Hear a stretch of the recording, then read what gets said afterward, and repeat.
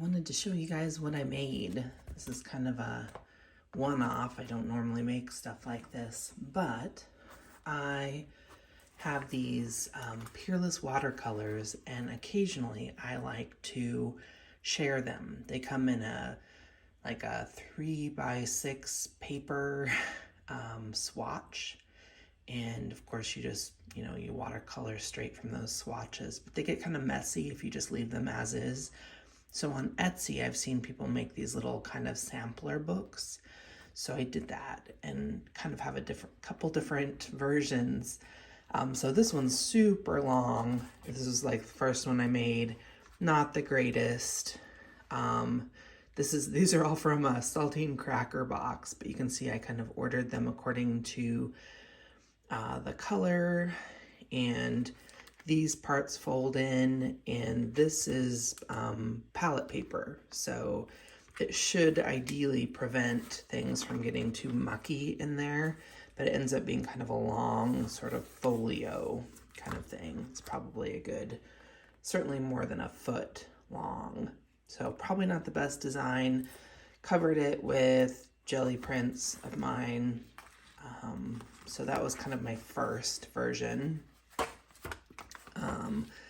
My second version was this, and it's kind of maybe 6x6.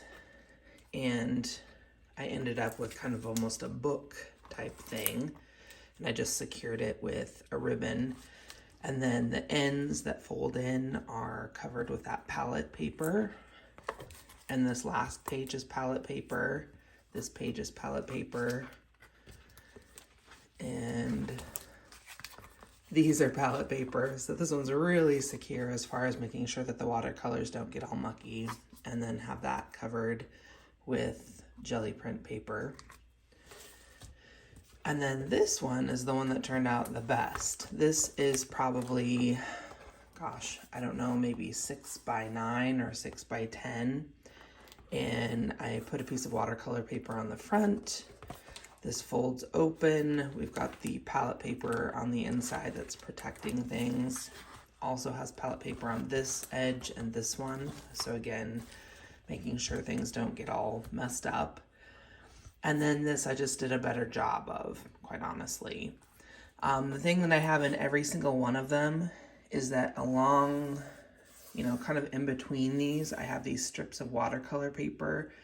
So the person that uses them can just put like a little sample of the color, because obviously, these little swatches aren't actually looking like the color that they are when you paint with them. But yeah, I think this is like the winner. Mainly I just have to figure out how to keep things closed because this cardboard is so thick, which is a good thing. It just stays open like so.